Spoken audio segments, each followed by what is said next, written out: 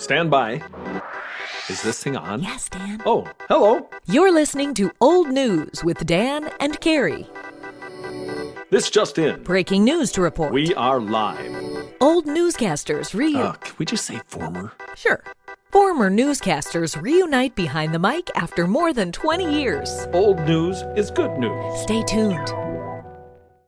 Welcome back to Old News. Today, I have a different background. I met my parents in Arizona, so I have some cactus to show you today. But we also have someone in a very interesting place. Monique Ming Laven joins us from the KIRO studios, and I'm so excited to catch up with her. She worked with Dan and me in Madison, Wisconsin at WKOW way back in the 90s, and now she's a big wig in Seattle, so we're going to catch up today. Hi, Monique. Welcome. Hi. It is so great to see you both and to hear you. I listened to some of your old podcasts, and especially with Margot Michelson. Yes. Yes. Like, oh, the Wisconsin accent. I Yes. love it. I know.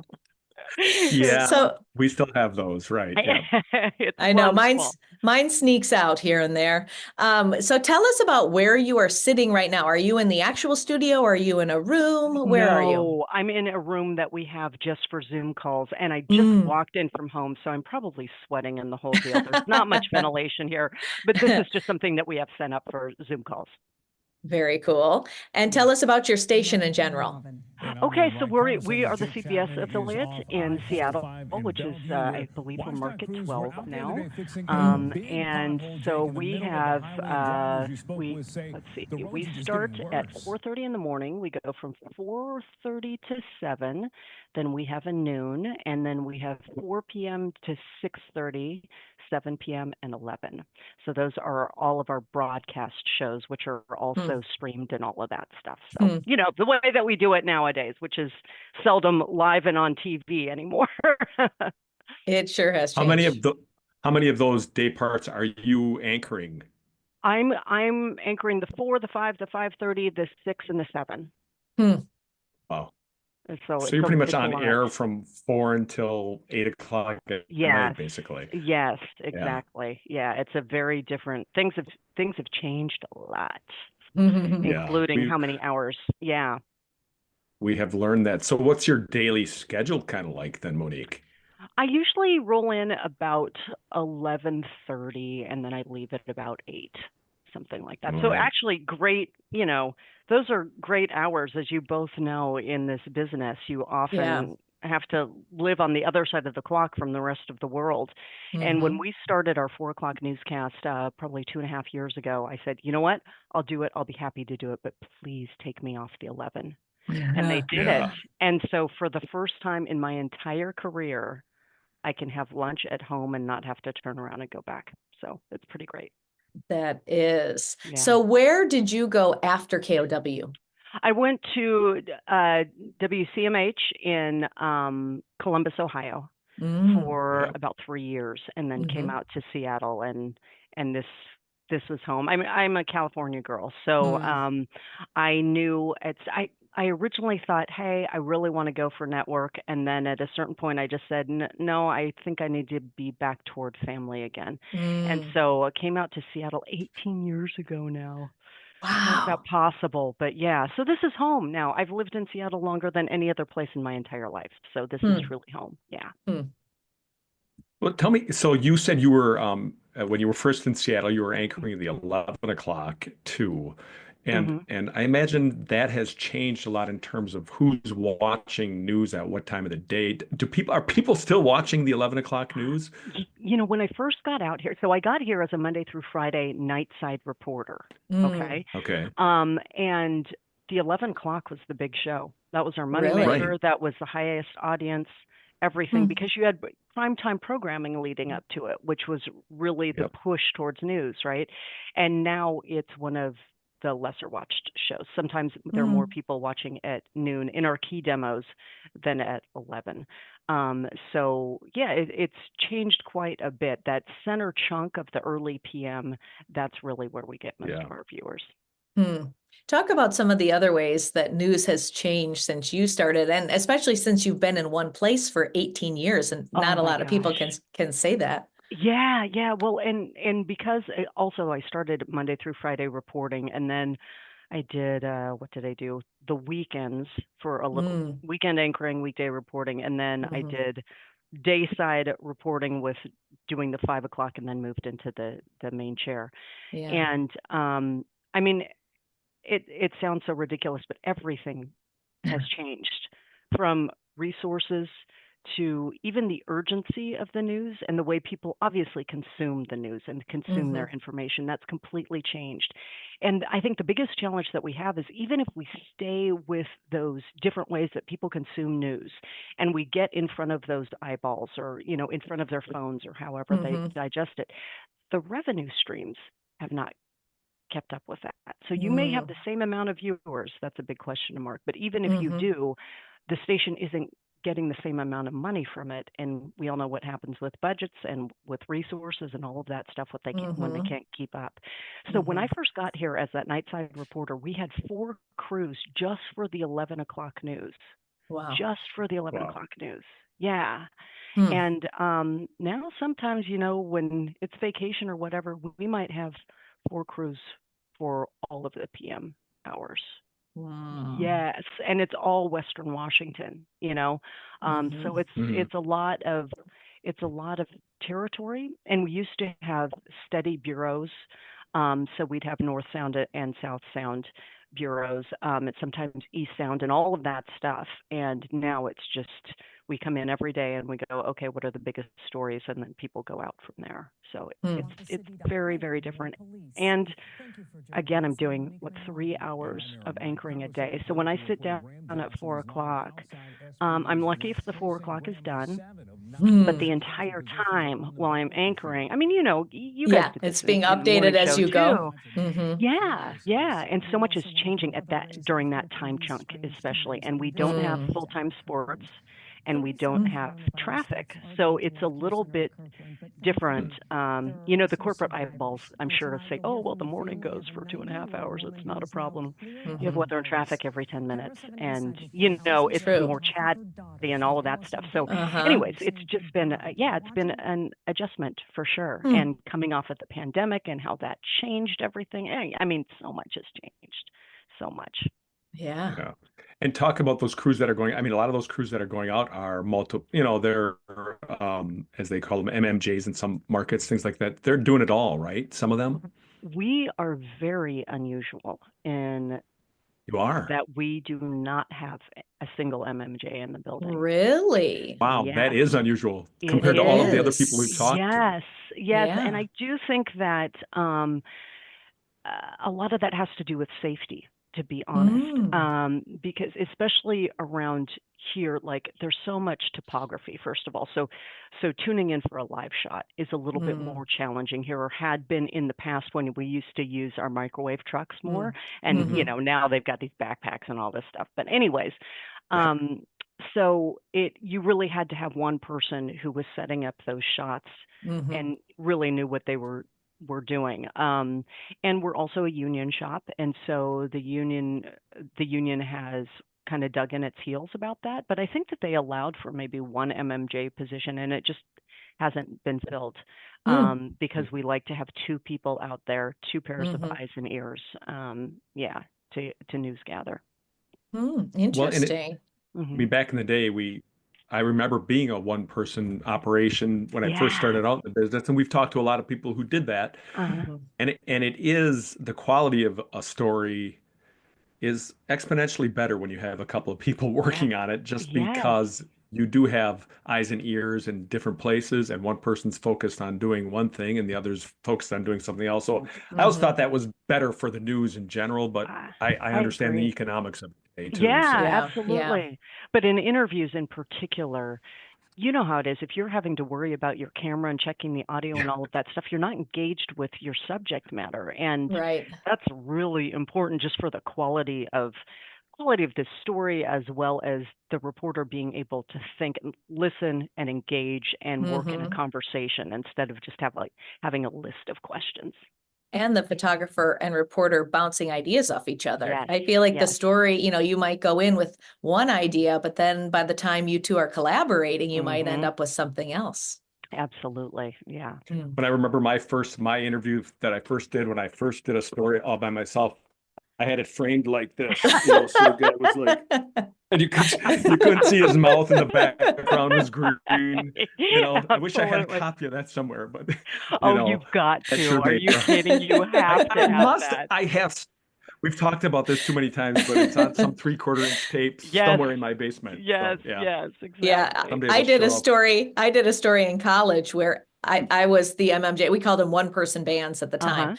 And every time I thought the camera was on, I had turned it off. So every interview was like, "Hey, can I talk to you for a second?" Then the camera would go dark. And then I turn it on and say, "Thanks so much. I really appreciate it." And so I was trying to piece together a bunch of garbage like that. That's Turn fantastic. it in. Somehow I never shot a single thing my entire career. I've produced, I've anchored, I've reported, I've edited, I've done all of those things, but I've never shot.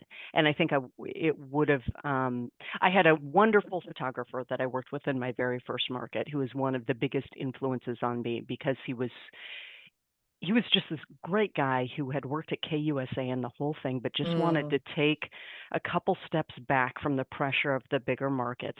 And he found himself in Lawrence, Kansas with a bunch of us who didn't know what we were doing. And he was such a natural teacher, and he really taught us really how to weave together the sound and the video and to write to the corners instead of the middle of the picture. And he was just lovely. Yeah. We've heard Right that to a the lot, though. corners. I know. Explain Well, that. What does that mean? I've never heard that.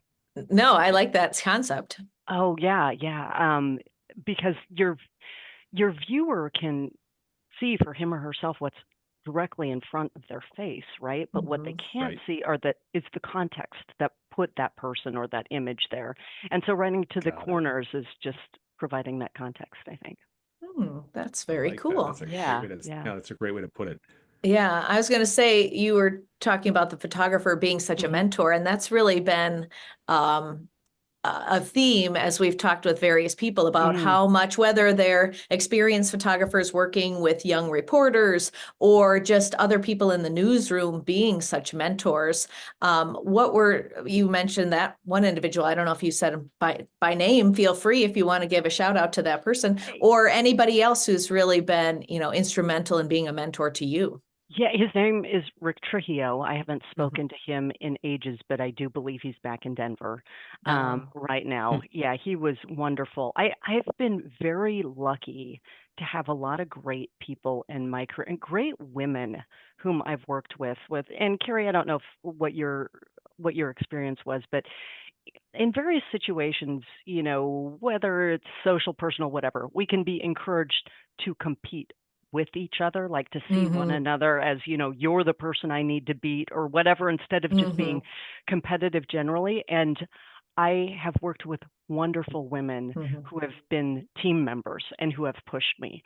And I've been very, very lucky with that. And many of them actually have been outside of journalism. I don't know if you've heard of Doris Kearns Goodwin before. She's a historian, and they often get her perspective on the networks. But her son-in-law was a friend of mine in college, and I met her, and she was just. I was a history major in college. I thought I was going to stay in academia.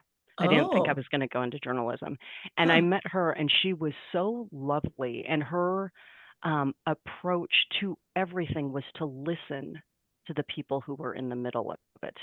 And if you read any of her books, she's not the big people of history thing. She's kind of like looking at what's happening in society as well as looking at historical figures and weaving it all together. And she's an incredible writer. But anyway, so she had a big impact on me. Rick had a huge impact on me. Again, many of the women I worked with, and I was very lucky when I was in Madison that I was able to interview Peter Jennings when he was in Milwaukee. And he was like, there was a poster above my door, and I think I genuflected every day when I came into work because he was the beginning and end for me. And I remember I went to New York, and I was able to interview him, and he and his producer were amazing. And they said, if you're ever in New York, let us know. Come in for World News Tonight. You'll see how it's done. Because I was telling him that I thought I wanted to go to network. And I'll never forget going and seeing the show that he anchored. And so this would have been in 2002, I'm guessing. Okay. And instead of using a regular teleprompter, which we all did at that point, he was still using that old method. I can't remember what it's called, but there's a projector that looks down on papers. You know what it? Do you know what it? Yeah, remember yeah, what it's called? And you had to tape the scripts together. Yep. That's what we were using when I first started. Yeah. Okay. He was still using that in 2002. And if you looked at his scripts, he would just cross things out and write things in longhand on the side and stuff like that. I mean, it was so old school. You know how smooth he was. And I was like, how is he doing this? And then at the end of the show, it was supposed to be a kicker, I don't know, video of puppies or something like that. Yeah. And they rolled the wrong video. And it was something that was happening in Tiananmen Square. Oh, boy. And without missing a beat, he described everything that was happening, put it in context, did it in exactly the time they had left for him at the end of the show, and then signed off. Show ends, and he goes, "What happened there, guys?" He wasn't angry or anything. I mean, I was like, oh, and that was just that was a great example to just always be prepared, always know your stuff, and don't lose your cool, because that isn't going to help anybody, right? It really isn't.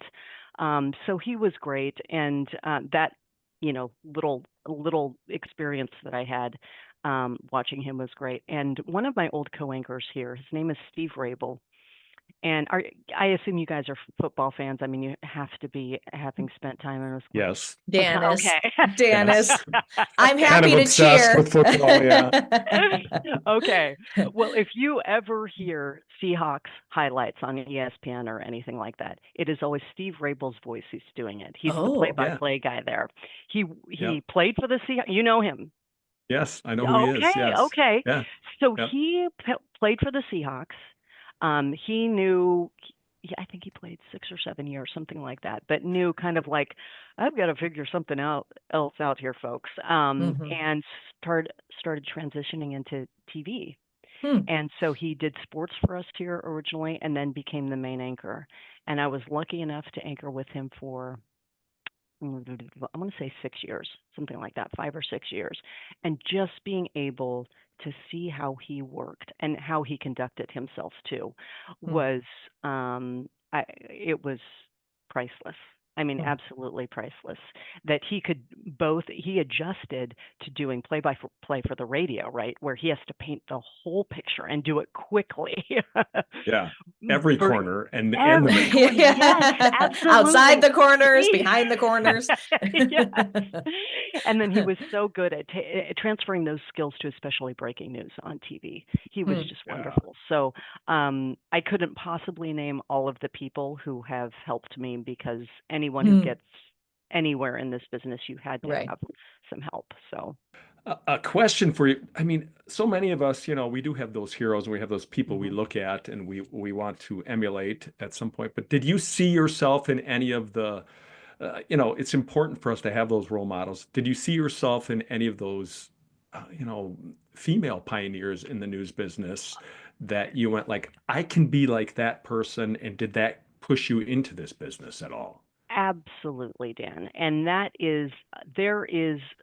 don't know that it was conscious at the time, but it is not just coincidence that Connie Chung was one of the most visible Asian American women there were. My grandparents, my family, huge news consumers in the first place. So she was on my TV you know? And Mm-hmm. so not only was she a woman, but she was an Asian American woman who was blazing her own trail.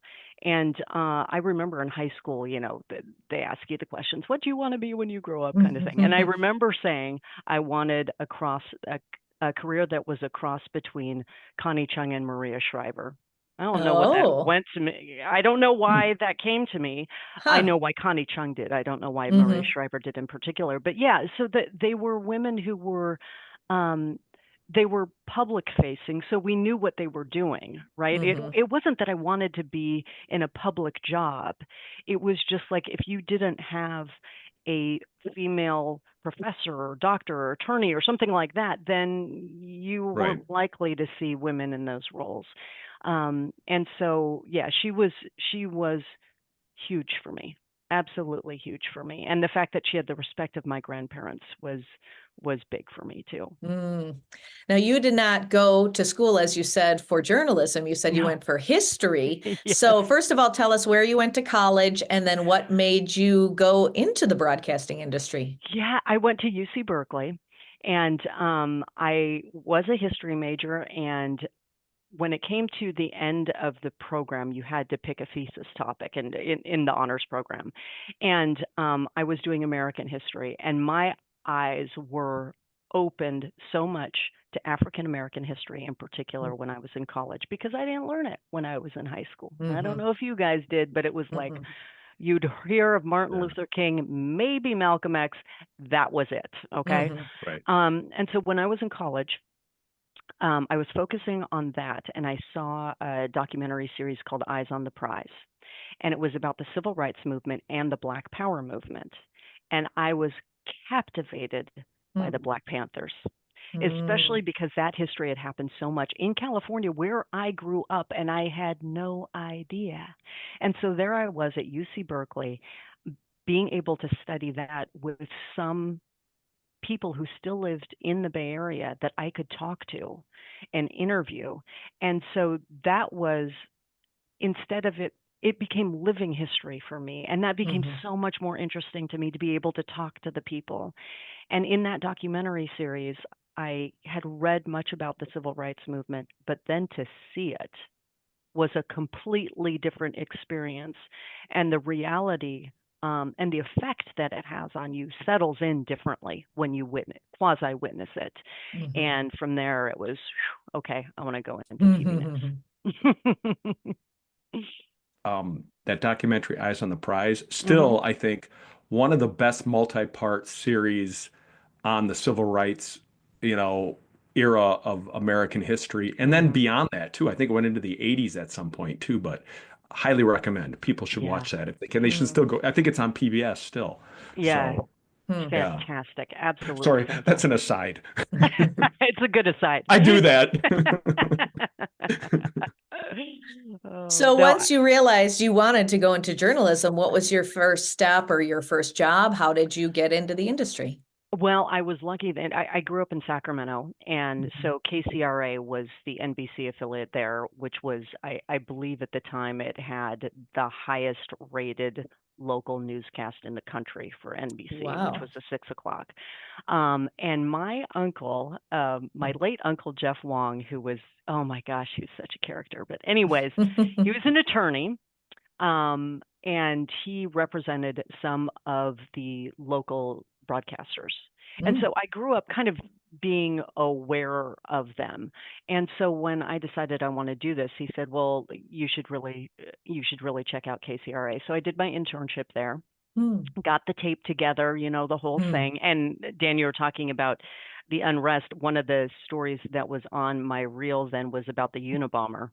Oh, Because yeah, he was brought into the federal building in Sacramento when I was there. So Yeah. tells you a wow. little bit. Yeah, we're all aging ourselves here, but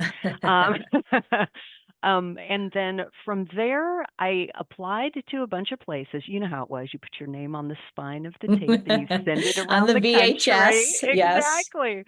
And I knew that I wanted to check out more of the country, just see what it was like. My father's originally from Ohio, so I knew there were other parts of the country besides just the sides of it, right? Just the coast. And I thought, I really just want to see what's out there. And my first job was in Lawrence, Kansas. And I decided when I got into the business, you know how it was. You have to be a vagabond for a little bit. You don't as much anymore, but you certainly did when we got into it.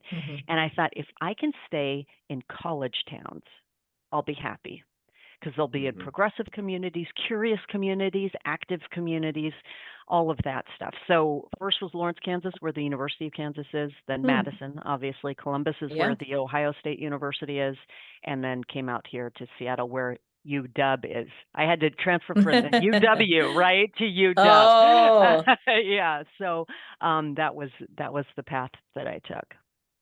Was there any type of culture shift for, I mean, or what, did you feel like you fit in pretty well in those towns, like being in the college town? Did it help you kind of adjust better? That's a great question. There was an adjustment for sure. I know when I got to Lawrence, because I grew up in Sacramento, went to school in the Bay Area, and people in the Midwest, I say this all the time, I don't miss the Midwest because the climate just isn't for me. I miss Midwesterners. I really do. And I remember when I was in Lawrence, the first day I'm walking down the street, I crossed paths with this person and he says, "Hi." And I about had a heart attack. I was like, "I don't know you. Who are you?" And and I really benefited from being in this new community that was so kind and so warm and really accepted me in. And that was my experience in Madison. That was my experience in Columbus. Now there was my brother also.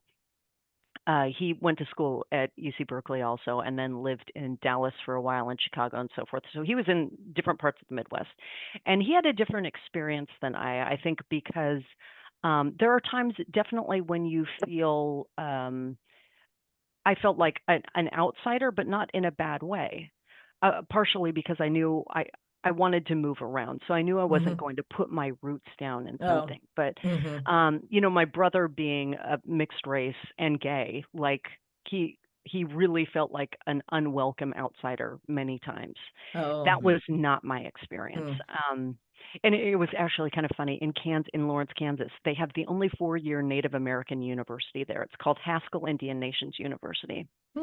And shortly after I got there, a woman came right into the TV station, and she was so excited that they'd finally gotten a Native anchor. And I was like, "Oh, but bad I'm news. sorry." Yes, yes. And then when I was in Madison, people quite often thought I was Hmong. And when I was in Columbus, people thought I was Latina. So, it's all over the place. But anyways, it was great for me to be in the Midwest, where I believe people know how to treat one another and know how to welcome strangers. And I felt like, it was funny, I felt like everybody I met was like, maybe we're not going to be great friends, but I know somebody else that you'd be friends with. Do you know what I'm saying? Like, people took care of each other, and I really loved that. And back then, I don't know what it's like now, but political discourse was much easier. Especially in Columbus, because we were the swing county in the swing state of the Kerry Bush election. And so people talked. Now, it could get heated, but people really talked about politics. And maybe that's something that's gone by the wayside generally now. I don't know, but it was different. Do you think the internet, do you think the internet has driven that because so many people react so quickly now? Or what do you think has led to the rise in the temperature as people discuss politics? I think that there is something about not accepting difference that is embraced on both sides of the extreme. So that instead of being able to have a conversation about why someone might feel differently than you, we associate different beliefs with other beliefs that we extend it out toward. Like if you don't believe in affirmative action, then you're racist. If you believe in BLM, then you're anti-cop. and those things are not, it's not, that's not correct, but we have the shorthand that really cuts out conversation now, unfortunately. And now it's just gotten so bad recently, that, especially, and when I first got here in Seattle, we had a lot of protests here. And obviously we'd cover it. And at a certain time, it definitely became obvious that instead of just covering it, we were becoming targets. Oh, And yes, and that's a real change in the, mainstream media or whatever side wants to call it. And there are people with an agenda in media, like there are people with an agenda in everything. But but unfortunately, having credibility is much more difficult now because people don't want you to have credibility. It's not even a matter of you being able to earn it or not. It's, oh, this is where you're from. This is where you're coming from. And that's really hard, really hard. I'm going to shift gears on you just a little bit here, but are you still able to get out and report? Because I know you've got Emmy Awards, you've got Edward R. Murrow Awards, and to not have you out reporting would be a shame. Oh, that's kind of you to say. This is the great thing. I don't have to go out and report that it's snowing anymore. Yeah, right. Right? That is the best thing about not being in Madison or Columbus. Right? Yeah. Exactly. Well, I mean, it snows here too, but I don't have to cover that kind of thing anymore. Oh, yeah, good point. Yeah. So, yes, I do still get out. It's much more selective. It's not as much as I'd like, but I'm able to identify stories now, at least where I say, hey, this is something that I want to sink my teeth into. And my news director is great about that. And I'm also working on my own podcast that I'll be launching probably next month. Ooh, nice. Yeah, it's great. It's about really successful people in our area and their mistakes.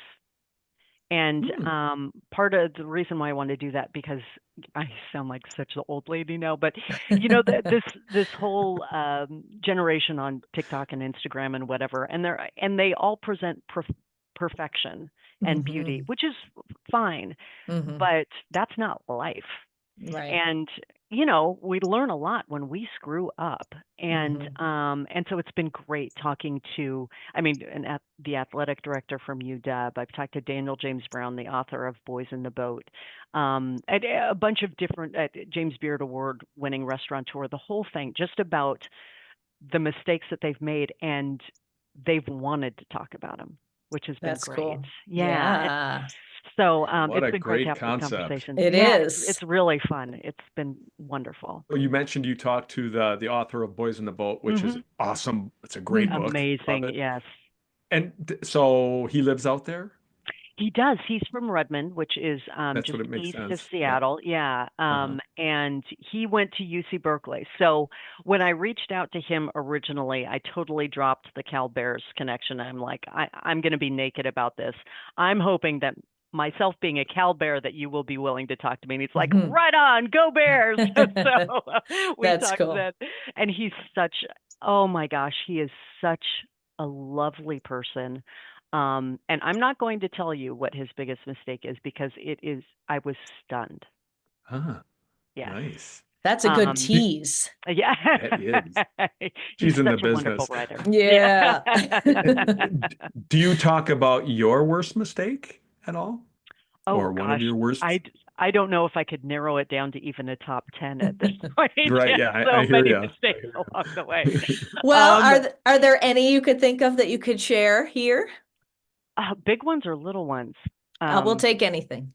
How about ones that had impact on, ones that you have, they had an impact on your life, so to speak, like, that it kind of pushed you in a certain direction or changed the way you were approaching something? Oh, God. Hi, Kitty. Yeah, this is Ella. Hi, Ella. Dan is cat sitting.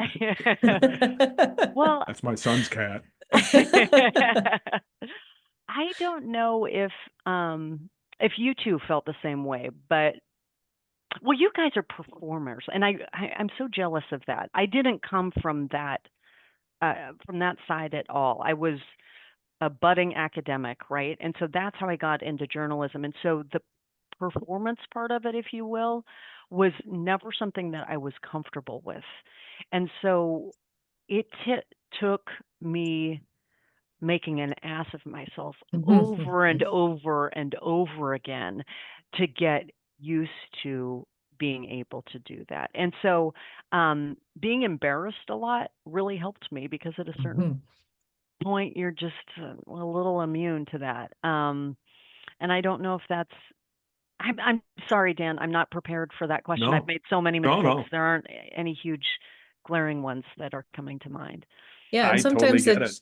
it's just those little ones, like you said, or something happens and you go bright red, and then next time you don't do that, just Right. it's just kind of earning your those little battle wounds sometimes can really create Yeah. armor after a while. Yeah, and so during the pandemic also, I don't know if you remember, but CBS had to evacuate their studios many times, and they got to the point where they just decided to work with local affiliates to do their weekend news. Mm, So I anchored the CBS Evening News one weekend, which wow. was, yeah, that was a huge, like, honestly, I have never been so nervous in my life. And that was Yeah. 4 years ago. So, I mean, yes, there was something to be nervous about, but I've been doing this a long time now, right? And so I was a little bit surprised by how nervous I got. And I will be honest, the first night I hated the experience because I was so nervous. But after doing those shows, hey, no problem, Yeah. right? I You do mean, anything, right? yeah, just Yeah. working yourself through that. I was so nervous, but and it was an out of body experience because their producer was in New York. Even the Whoa. person operating the prompter was in New York, and then I met with all of their correspondents via Zoom ahead of time. One was in Brazil, in all over the place, and nobody was in the room with me. And it was just so bizarre to be, I mean, it was the same camera that I'm used to speaking into, but also knowing, oh, my high school boyfriend might be watching, and my old professor might be watching, and all of those Right. things. Right. Um, Right. but yeah, I have to say that after that, I was like, okay, I'll be all right. I can do it. Not not to That's mention you're incredible. anchoring on the network of Murrow, Cronkite, Rather, Right, right. all of those icons of the news business. And, Yes. so you really were a network anchor. See? So, Yeah. It was for 2 days. That's well, and you're very cool. I'd like to cool. go back in time a little bit here. When we talked to Todd Pritchard, he was telling us his rendition of you, 9/11, Oh, making the call, going to New York and oh, doing that wow. coverage. Can you tell us from your perspective of just how all that happened and what you were thinking as you Oh, were being thrust into all of that yeah. awfulness? Absolutely. And that, I'm sure I made mistakes during that, but Dan, kind of to answer your question, that covering that story was absolutely pivotal in my career in every way possible. But Mm. it Yeah. was that morning, I remember I was still at my apartment getting ready for work. And I had a boyfriend at the time who was in New York. That's where he lived. Mm. And it was his brother, I want to say, who called and said, because I didn't have the TV on, we weren't getting alerts on our phones Yeah. at the time, right? And he called me and he said, "Are you seeing this?" And I turned on the TV and I saw the second plane hit. And so when the first one didn't, when it was just the tower was just on fire, Mhm. and I was thinking, I wonder what happened there. I mean, it was horrible, but we didn't understand. Right. And then that second plane hit, and I remember just bursting into tears because you realize, oh, this is on purpose. Mhm. And I went into work, and Todd told me, he was like, We want to send you out there, though." He and Bob Miller were like, "You Mhm. need to get out there." Mhm. And so I went home and I packed, and my boyfriend, who lived in New York was staying with me though at the time. He happened to be visiting. And Oh. so, yeah, and Scott Peterson, the photographer, went Yep. with me, Mhm. and my boyfriend came with us also, Oh. because he knew the lay of the land, and because, as we all know, the planes were grounded, so there was no way to fly there. We had to drive. And I remember driving through the night, and we'd stop and get gas, and there would be everybody was driving towards New York at that point. If you were Mm. on the road, you were trying to get to New York because you're from there, because your family's there, because whatever. And I remember there was a guy that we ran into at a gas station who was filling up a U-Haul. He had nothing in the U-Haul, but that was the only rental car he could get. Oh And he my was goodness. driving all the way to New York. Mm. And we got there, and I remember as we headed out, I thought, okay, obviously what we want to do is get local stories. But I didn't know how possible that was going to be. You know, pre-social media was harder to find those kind of strings. But we were headed out there, and there was a guy that I knew who used to work for the what was the afternoon paper in Madison? The Um, Capital Times. Thank you. Thank you. Yeah. And he was working for Teach for America in New York, and I knew that. Oh. So I was able to get his phone number and call him. So he was set up as our first story. But I remember we were rolling up and the bridges were still closed. So we Mhm. Hmm. couldn't get onto Manhattan, and we could just stare at Manhattan, and you saw the smoke that kept on Yeah. going. It was like a flare that went for days and days. um, and just staring at that and thinking, boy, we're going to be heading into that as soon as we can. And Mm. we went to, I don't know if it was a Lowe's or Home Depot or whatever, and we got the dust masks and all of that Oh. Hmm. stuff, and got as ready as we could to get over there. And then they opened the bridges, and we went over there, and they still had Lower Manhattan blocked off. And I, we were north of Canal Street. I can't remember how far north, but I did a phoner. That was the first time that I was able to do a report. And I sat down on this park bench, and I did the phoner, and was just trying to describe the scene that we were seeing and what it felt like. It was just, I've never felt so much fear and dread and sorrow all at once. Mhm. And when I got done with the phoner, I hung up and I stood up, and there was dust all over my butt from sitting on the bench. Oh. And we were halfway down Manhattan. That tells you how far the debris went. Um, and Hmm. it was horrifying. But we were able to find local stories, and that was really a beautiful thing. I remember there was a guy named Jamie Zerneski. I'll never forget his name. Mm. He was a firefighter from Anago. So Oh. it was a city of roughly 7,000 people at the time. And Yeah. when we met up with him, that's how many they thought were killed Ugh. that day. And it was such a like wrap your head around that this kid, I mean, he was 25, probably something like that. Mhm. And he was a firefighter, and he wanted to help. He had never been to New York Mm. before. And then when they started flights up again, none were coming into New York, but I think he was able to get a flight to Philadelphia.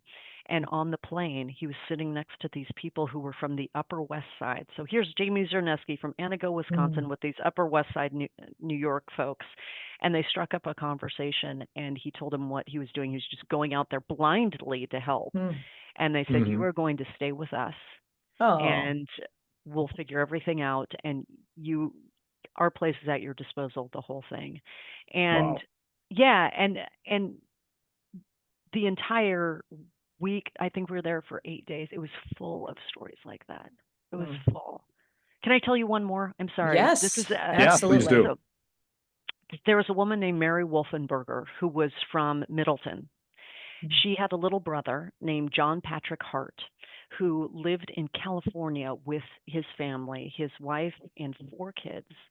And he was out in New York to do a training session at the World Trade Center. And he was up at the top. No, I'm sorry. This is so bad. I think the South Tower was hit first. He was in the North Tower, and they knew the South Tower got hit. And he called his wife and he said, babe, turn on the TV so you can see what's happening. I want you to know I'm fine, but I'm evacuating right now, the whole deal. So she hangs up with him. She's distraught, as you can imagine. He heads down to leave because nothing has happened to the North Tower yet. The way that his coworkers eventually told it, he realized that some people were still there, and he tried to go back toward the building, and the second building was hit. And they never saw him again. Oh. And we met Mary when she had come out to New York because, people are just they know what's happened to their relatives. But, until you truly know, you want to do everything to figure this out. And she met up with us, and she took us into the armory, which was set up just for families of the missing. Long rows of tables, card tables, and on one side would be a police officer or someone from NYPD or something similar, and on the other side were the family members of the missing, and they were all bringing pictures, if they had fingerprints for some reason, any identifying things that they had of their missing loved ones. And so you would look down these rows of tables and you would see these pictures from the happiest, most beautiful times in people's lives. People brought their wedding pictures. They brought holiday pictures. It was heartbreaking. And that's what they were handing over for identification purposes. And so we spent the day with Mary. And then I told her, I said, hey, let's hook up in a couple of days or so. But we had that story for the day. And she went back to her hotel, and she called me the next morning. She said, Monique, you will not believe what happened yesterday. I said, what? She said, I got back to my hotel, and waiting at the front desk were John's dental records. And I was like, what? And she had called his dentist, because he used to live in Cleveland, I believe it was, and said, we would really like to have his dental records that may be able to help us. That dentist, a woman, was not able to get a flight out there, but she got in her car and she drove these dental records to the hotel and left them at the hotel and turned around and drove back. And it was just, people were beautiful. I mean, it was, it was stunning. It still hits me now. Yeah. But it really was the two extremes, right? Just sorrow and ugliness with just beautiful reactions. I mean, just the fact that you remember it so vividly, even the names of people, obviously shows the impact an event like that has on people who are covering the event. Yes. And it always strikes me, and we've talked to other people about this too, and when there are bad things that happen, sometimes you see the best from people. Yes. And has that been your experience? It has and it has not. I will say it did with 9/11. And I don't mean to be a negative Nelly here, but during the pandemic and during the riots after that, during the pandemic, we remember how, well, we still are incredibly divided as a country. And when the pandemic started, I thought, okay, this is horrible, but this is when Americans come together. Maybe this is what we need to come together as a country again. And it was so, I don't even know how to describe how sad I was to see that not happen. To see people dig in their heels and accuse one another of, government overreach, because government officials were trying to make these difficult decisions of, shutting down schools or businesses or whatever to protect people. And did they make the right decisions every time? Absolutely not. But I'd like to think that they were trying, and I get my mother. My Chinese American side is on my mother's side. And my mother heard horrible things during that. And It was like, really? Really? Is this what we're made of? I thought that this was going to bring out the best in us, and it didn't, and that's really disappointing. But Yeah, that's too bad. yeah. Well, and we know you have many newscasts to anchor today, so we won't keep you much more. I do want to ask you, though, what advice do you have for young journalists coming up? The biggest piece of advice that I would have for a young person is, you want to be a journalist. That is great. That is wonderful. It's important. Do not say that you want to be a broadcast journalist or a print journalist, or don't pigeonhole yourself to any one way of delivering the news, because it will be different in 5 years, and you have to adjust. So concentrate on being accurate, presenting as full a story as you can, and having some sort of, the beautiful thing about journalism, I believe, as in many professions where people feel a sense of purpose, is that there are guiding principles that you can fall back on. It's like religious faith too, right? You may enter some dark times. You may doubt yourself. You may doubt your work. And that's when you have to lean back on, why did you get into it in the first place?